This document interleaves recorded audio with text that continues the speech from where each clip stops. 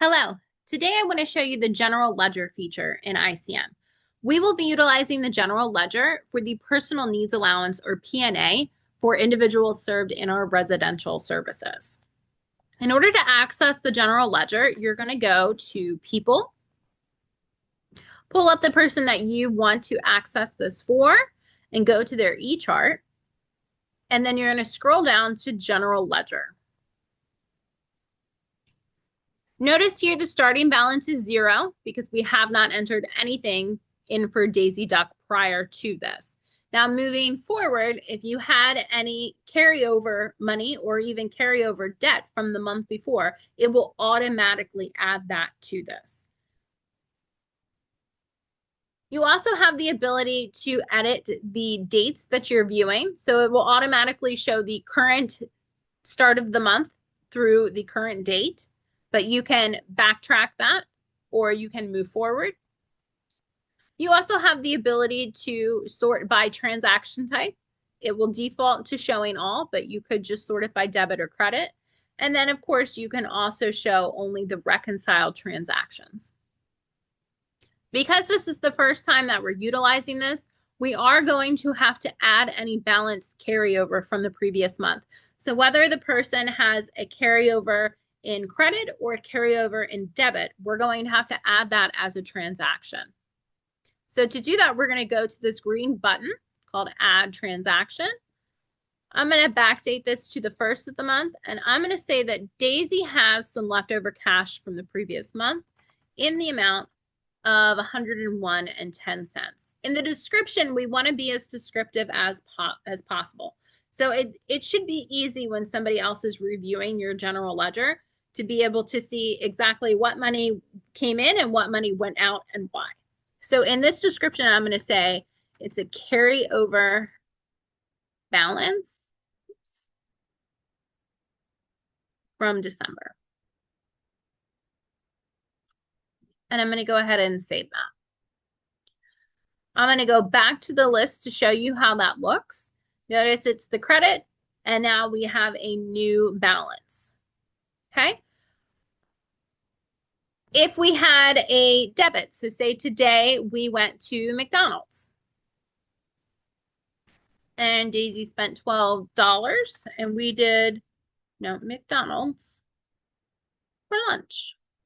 Go ahead and save that. And notice it automatically updates the balance in both sections. Okay. Now, if I forgot to add a transaction, say on the 2nd, I went and picked up the new P&A check and I cashed it. Maybe Daisy owes some money. So she didn't get the full amount. And in the description, I'm going to say, P&A check for January cashed and save that. Notice even though I put this one in after this, it automatically ordered it for me. So it's always going to put the dates in order for you. Now I want to show you how to attach receipts to transactions. You have two choices. You can either attach a receipt to each transaction, or you can wait until the end of the month and you can scan in all of your receipts or invoices or whatever into one PDF document, and you can attach that to your last transaction. That way, when your PD comes in to view this, they know, hey, this is where all of the invoices for this month is going to live in this one attachment.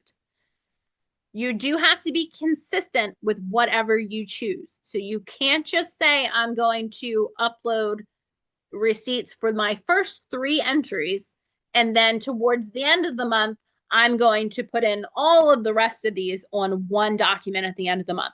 It's either or. You're either adding your attachments to each transaction one at a time, or you are scanning all of your invoices and receipts into one document, into one PDF, and uploading that to the last transaction in this general ledger.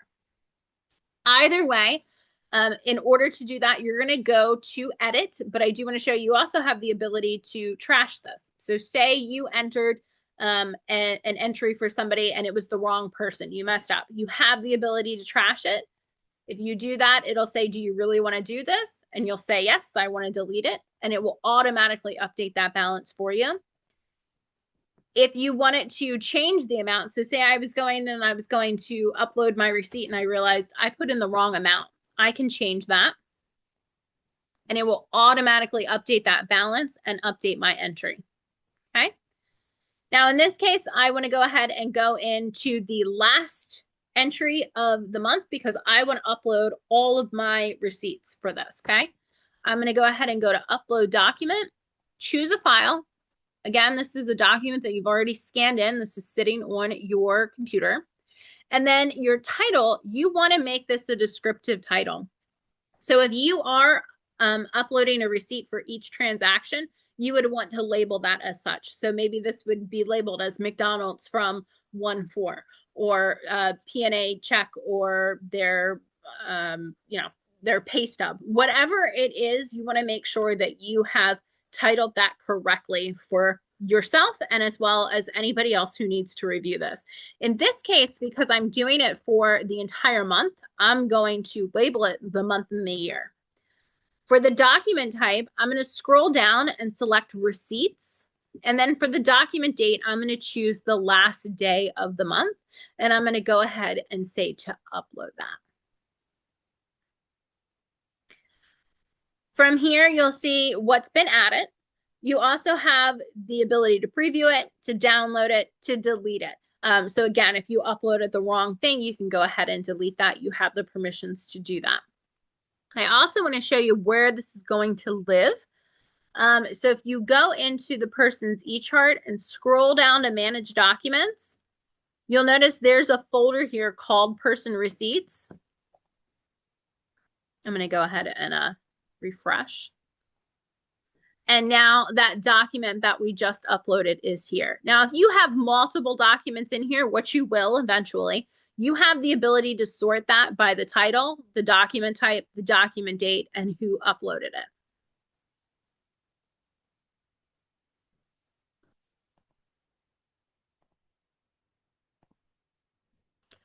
Now, going back to the general ledger, now that we have uploaded a document and attached a receipt, you'll see it has this little paper clip here indicating to you and whoever else is looking at this that this is where something has been attached to. So they could go in here and see that attachment, or again, they could always go into the managed documents and see all of those attachments.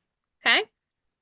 Now, at the end of the month, you need to reconcile this. This is you going in and making sure that all of these entries are correct and that your cash on hand is matching that balance and everything's good. You have the ability to reconcile each one by one, but you also have the ability to say, I have checked everything and I am ready to reconcile this all at once. You want to click on reconcile.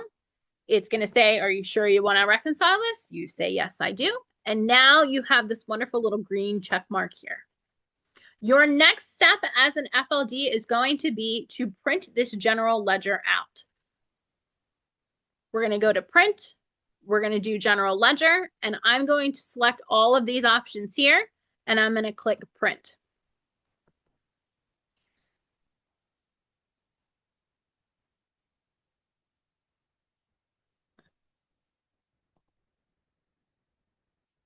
I would suggest that you change this if it automatically comes up as portrait to landscape, because then it'll look a little cleaner and it'll take up less space. But you want to print that out. And then once you print that out, you are going to sign here and you're going to date it here. And that's what you're going to turn in to your program director. Now, however you and your program director work it out, whether they want this to be handed to them in person during a supervisory or a monthly, or if you scan this in as an attachment to an email and send it to them, then that's how they want to receive that. That's fine. Either way, you need to make sure that this is printed out at the end of each month once you've reconciled it and you have signed and dated it. Indicating that you are done your part so that the program director can now go in and do their part. Once you have printed out the general ledger for each person in your home and signed and dated it and handed it into your program director, your part in this is done. And now you can move on with the next month and continue to do this each month. Program directors, once you get the general ledger for each person in a home, and you've done your part to go in, whether that's during a supervisory or a monthly, and you verified that the cash on hand and everything matches up, you've done your counts and you've reconciled it, then you are going to go ahead and sign and date that general ledger right under your FLD. And then you want to go ahead and upload that general ledger to the person's managed documents. That way, all of the receipts live in this folder as well as all of the general ledgers, and we have everybody's signature and date captured that way. So again, in order to get to somebody's managed documents, you want to go to their eChart. You want to come down to manage documents. In this case, you're going to be scanning into the person receipts, and you're going to go ahead and click upload documents. Again, just like I showed previously, you have the ability to change this. So you can call this, general ledger for January 2026. And you are going to select general ledger as the document type. So what staff are going to be scanning in is going to be under receipts. What you are uploading, what you are scanning in and uploading is going to be under general ledger. The document date, I would just put the last day of the month. There is no expiration. You can go ahead and upload that. Okay, so now we have what your staff put in and your general ledger. That way it's very clear staff have done their part and you have done your part, and now that month is closed out. And thank you so much, and please let me know if you have any questions.